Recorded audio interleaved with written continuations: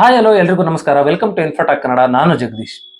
PVR cinemas ಅಂದ್ರೆ ಯಾರಿಗೂ ಗೊತ್ತಿಲ್ಲ ಹೇಳಿ. ಇದು ಇಂಡಿಯಾದಲ್ಲಿರೋ ಲಾರ್ಜೆಸ್ಟ್ ಮಲ್ಟಿಪ್ಲೆಕ್ಸ್ ಎಕ್ಸಿಬಿಟರ್ಸ್ ಅಂತಾನೆ ಹೇಳ್ಬೋದು. ಸದ್ಯಕ್ಕೆ ಇದು ಚರ್ಚೆಲಿರುವಂತ ಒಂದು ಸಂಸ್ಥೆಯಾಗಿದೆ. ಯಾಕೆ ಅಂದ್ರೆ Bengaluru urban district consumer court ಇಂದ ಈ ಒಂದು ಸಂಸ್ಥೆಗೆ 1,28,000 ರೂಪಾಯಿ ದಂಡನ ಹಾಕಲಾಗುತ್ತೆ. ಕಾರಣ ಏನಂದ್ರೆ ತನ್ನ ನಿಗದಿತ ಸಮಯಕ್ಕಿಂತ ಚಿತ್ರ ಪ್ರದರ್ಶನವನ್ನ ಅರ್ಧ ಗಂಟೆ ಲೇಟ್ ಆಗಿ ಶುರು ಮಾಡಿದ್ದಕ್ಕಾಗಿ. ಮಿಸ್ಟರ್ ಅಭಿಷೇಕನ್ ಅವರು 26/12/2023 ವಿಕ್ಕಿ ಕೌಶಲ್ ಅಭಿನಯದ ಸಾಮ್ ಬಹದ್ದೂರ್ ಅನ್ನೋ ಒಂದು ಚಿತ್ರನ ನೋಡೋದಕ್ಕೆ ಬೆಂಗಳೂರಿನ ಒಂದು ಮಾಲ್ ಅಲ್ಲಿ 3 ಟಿಕೆಟ್ ನ ಬುಕ್ ಮಾಡಿರ್ತಾರೆ.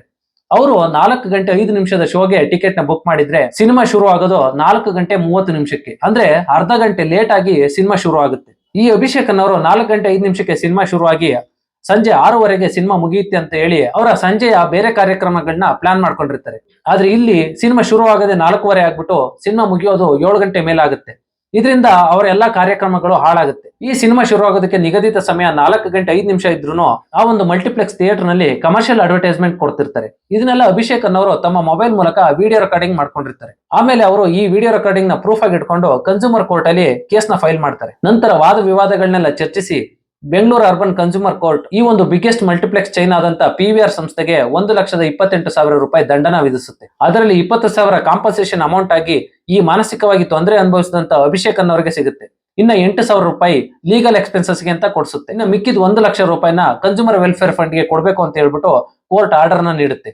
ಇಲ್ಲಿ PVR ಸಂಸ್ಥೆಯ ಲಾಯರ್ ಯಾವ ರೀತಿ ವಾದನ ಮಂಡಿಸ್ತಾರೆ ಅಂದ್ರೆ, ಕಂಪ್ಲೇಂಟ್ ಕೊಟ್ಟಿರುವಂತ ಅಭಿಷೇಕ್ ಮೇಲೆ ರಿಟರ್ನ್ ಫೈಲ್ ಕೇಸ್ ಆಗುವಂತೆ ವಾದನ ಮಂಡಿಸ್ತಾರೆ. ಈ ಅಭಿಷೇಕನ್ ಅವರು ಥಿಯೇಟರ್ ಒಳಗೆ ವಿಡಿಯೋ ರೆಕಾರ್ಡಿಂಗ್ ಮಾಡ್ಕೊಂಡಿದ್ದಾರೆ ಹಾಗೂ ಇದು ಇಲ್ಲಿಗಲ್ ಅಫೆನ್ಸ್ ಅಂತ ಹೇಳ್ಬಿಟ್ಟು ವಾದನ ಮಂಡಿಸುತ್ತೆ. ಆದ್ರೆ ಅಭಿಷೇಕನ್ ಅವರು 4 ಗಂಟೆ 5 ನಿಮಿಷದಿಂದ 4:15 ಮಾತ್ರ ಅವರು ವಿಡಿಯೋ ರೆಕಾರ್ಡಿಂಗ್ ಮಾಡ್ಕೊಂಡಿರ್ತಾರೆ. ಅಂದ್ರೆ ಕೇವಲ ಅಲ್ಲಿ ಕಮರ್ಷಿಯಲ್ ಆರ್ಟ್ಸ್ ಏನ್ ಬರುತ್ತೋ ಅದನ್ನ ಮಾತ್ರ ವಿಡಿಯೋ ರೆಕಾರ್ಡಿಂಗ್ ಮಾಡ್ಕೊಂಡಿರ್ತಾರೆ. ಸಿನಿಮಾ ಸ್ಟಾರ್ಟ್ ಆದ್ಮೇಲೆ ಯಾವುದೇ ಒಂದು ತುಣುಕನ್ನು ಕೂಡ ಅವರಲ್ಲಿ ವಿಡಿಯೋ ರೆಕಾರ್ಡಿಂಗ್ ಮಾಡ್ಕೊಂಡಿರಲ್ಲ. ಮತ್ತೆ ನಾವಲ್ಲಿ ಸರ್ಕಾರ ಕೊಟ್ಟಿರುವಂತ ಜಾಹೀರಾತುಗಳನ್ನ ಮಾತ್ರ ಹಾಕಿದೀವಿ ಅಂತ ಹೇಳ್ಬಿಟ್ಟು ವಾದನ ಮಂಡಿಸುತ್ತೆ. ಆದ್ರೆ ಪ್ರೂಫ್ ಆಗಿ ಆ ವಿಡಿಯೋ ರೆಕಾರ್ಡಿಂಗ್ ಇರುತ್ತೆ. As per the government rules ಕೇವಲ 10 ನಿಮಿಷಗಳ ಕಾಲ ಮಾತ್ರ ಅಲ್ಲಿ ಆಡ್ಸ್ ನ ಕೊಡೋದಕ್ಕೆ ಪರ್ಮಿಷನ್ ಇರೋದು, ಇನ್ಕ್ಲೂಡಿಂಗ್ ನ್ಯಾಷನಲ್ ಆಂಥಮ್ ಮತ್ತೆ ತಂಬಾಕಿನ ಮೇಲೆ ಕೊಡುವಂತ ಒಂದು ಅವೇರ್ನೆಸ್ ಆಗಿರಬಹುದು. ಈ 2 ಆಡ್ಸ್ ನ ನೀವು ಖಂಡಿತವಾಗಿ ನೋಡೇ ಇರ್ತೀರಾ. ಈ 2 ಗವರ್ಮೆಂಟ್ ಆಡ್ಸ್ ನ ಬಿಟ್ಟು ಮಿಕ್ಕಿದ ಯಾವುದೇ ಒಂದು ಕಮರ್ಷಿಯಲ್ ಆಡ್ಸ್ ನ ಚಿತ್ರ ಪ್ರದರ್ಶನಕ್ಕಿಂತ ಮುಂಚೆನೆ ಅವರೇನಾದ್ರೂ ಪ್ಲೇ ಮಾಡಿದ್ರೆ ಅದು ಇಲ್ಲಿಗಲ್ ಅಫೆನ್ಸ್ ಆಗುತ್ತೆ. ನೀವು ಕೂಡ ಇದ್ರ ಬಗ್ಗೆ ಧ್ವನಿ ಎತ್ತಬಹುದು. ಆ ಅಭಿಷೇಕನ್ ಅವರು ಸಬ್ಮಿಟ್ ಮಾಡಿದ ಪ್ರೂಫ್ ಅಲ್ಲಿ ಕೇವಲ 5% ಅಂದ್ರೆ ಕೇವಲ 1.5 ಇಂದ 2 ನಿಮಿಷದವರೆಗೂ ಮಾತ್ರ ಗವರ್ಮೆಂಟ್ ಕೊಟ್ಟಿರುವಂತ ಆಡ್ಸ್ ಪ್ಲೇ ಆಗಿರುತ್ತೆ. ಇನ್ನ ಮಿಕ್ಕಿದ 95% ಎಲ್ಲವೂ ಕಮರ್ಷಿಯಲ್ ಆಡ್ಸ್ ಆಗಿರುತ್ತೆ. ಇಂಡಿಯಾದಲ್ಲಿ ನಿಮಗೆ ಸುಮಾರು 10 ರಿಂದ 20 ಚಿತ್ರ ಪ್ರದರ್ಶಕ ಸಂಸ್ಥೆಗಳಿದಾವೆ.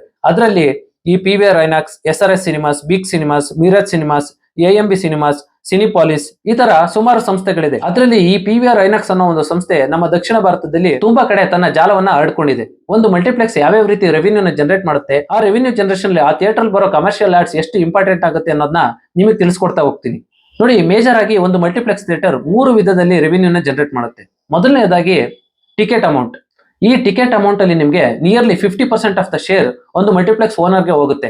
ಇನ್ನ 50% ಆಫ್ ದ ಶೇರ್ ಈ ಡಿಸ್ಟ್ರಿಬ್ಯೂಟರ್ಸ್ ಗೆ ಹೋಗುತ್ತೆ. ಫಾರ್ ಎಕ್ಸಾಂಪಲ್, ಒಂದು ಮೂವಿಯ ಟಿಕೆಟ್ ರೇಟ್ 200 ರೂಪಾಯಿ ಇದೆ ಅಂತ ಅನ್ಕೊಳ್ಳಿ. ಅದರಲ್ಲಿ 100 ರೂಪಾಯಿ ಮಲ್ಟಿಪ್ಲೆಕ್ಸ್ ಓನರ್ ಹೋದ್ರೆ ಇನ್ನು ಮಿಕ್ಕಿದ 100 ರೂಪಾಯಿಲಿ ಗೌರ್ಮೆಂಟ್ ಟ್ಯಾಕ್ಸ್ ನ ಡಿಡಕ್ಟ್ ಮಾಡ್ಬಿಟ್ಟು ಡಿಸ್ಟ್ರಿಬ್ಯೂಟರ್ ಕೈಗೆ ಸೇರುತ್ತೆ.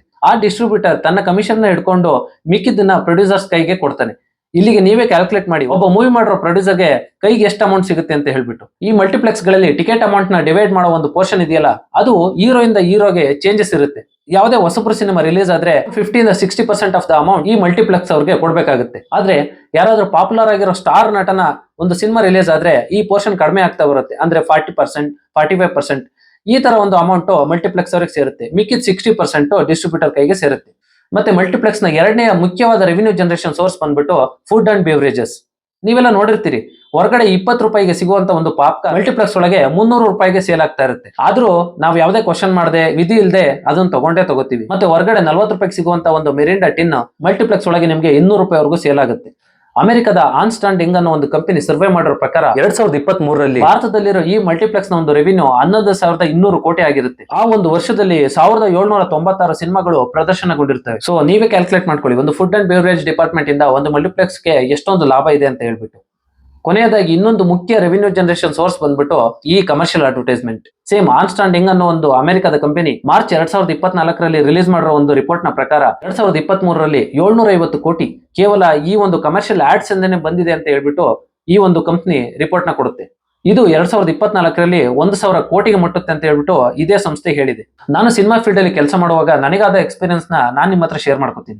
ನಾವು ನಮ್ಮ ಸಿನಿಮಾದ 1.5 ನಿಮಿಷದ ಒಂದು ಟ್ರೈಲರ್ ನ ಇಂಟರ್ವಲ್ ಟೈಮ್ ಅಲ್ಲಿ ಪ್ಲೇ ಮಾಡೋದಕ್ಕೆ ಈ ಮಲ್ಟಿಪ್ಲೆಕ್ಸ್ ಸಂಸ್ಥೆಗಳ ಹತ್ರ ರಿಕ್ವೆಸ್ಟ್ ಮಾಡ್ಕೋತೀವಿ. ಅವರು ನಮಗೆ ಕೇವಲ 21 ಸ್ಕ್ರೀನ್ ನ ಸೆಲೆಕ್ಟ್ ಮಾಡ್ಕೊಳ್ಳೋದಕ್ಕೆ ಆಪ್ಷನ್ ಕೊಡ್ತಾರೆ. ಆ 21 ಸ್ಕ್ರೀನ್ ಗಳಲ್ಲಿ 1.5 ನಿಮಿಷದ ಆ ಟ್ರೈಲರ್ ಪ್ಲೇ ಆಗೋದಕ್ಕೆ ನಾವು ಪೇ ಮಾಡಿದಂತ ಅಮೌಂಟ್ 1,10,000. ನೀವೇ ಯೋಚನೆ ಮಾಡಿ, ನೀವು ಇಂಟರ್ವಲ್ ಟೈಮ್ ಅಲ್ಲಿ ಕೂತ್ಕೊಂಡು ನೋಡುವಂತ ಆ ಟ್ರೈಲರ್ ಈ ಮಲ್ಟಿಪ್ಲೆಕ್ಸ್ ಥಿಯೇಟರ್ ಅವ್ರಿಗೆ ಎಷ್ಟೊಂದು ರೆವಿನ್ಯೂನ ಜನರೇಟ್ ಮಾಡಿ ಕೊಡುತ್ತೆ ಅಂತ ಹೇಳ್ಬಿಟ್ಟು. ಈ ಎಲ್ಲ ವಾದ ವಿವಾದಗಳನ್ನ ಆಲಿಸಿದ ಮೇಲೆ ಈ ಕನ್ಸ್ಯೂಮರ್ ಕೋರ್ಟ್ ಎಲ್ಲ ಚಿತ್ರ ಪ್ರದರ್ಶಕ ಸಂಸ್ಥೆಗಳಿಗೆ ಒಂದು ವಾರ್ನಿಂಗ್ ಅನ್ನ ನೀಡಿದೆ. ಅದೇನಂದ್ರೆ, ಚಿತ್ರ ಪ್ರದರ್ಶನಕ್ಕಿಂತ ಮುಂಚೆ ಯಾವುದೇ ಕಮರ್ಷಿಯಲ್ ಆಡ್ಸ್ ನ ಅವರು ಪ್ಲೇ ಮಾಡೋ ಹಾಗಿಲ್ಲ. ನೀವೇನಾದ್ರೂ ಕಮರ್ಷಿಯಲ್ ಆಡ್ಸ್ ನ ಪ್ಲೇ ಮಾಡಬೇಕು ಅಂದ್ರೆ ನಿಮ್ಮ ಇಂಟರ್ವಲ್ ಟೈಮ್ ಅಲ್ಲಿ ನೀವು ಆಡ್ಸ್ ನ ಪ್ಲೇ ಮಾಡಬಹುದು.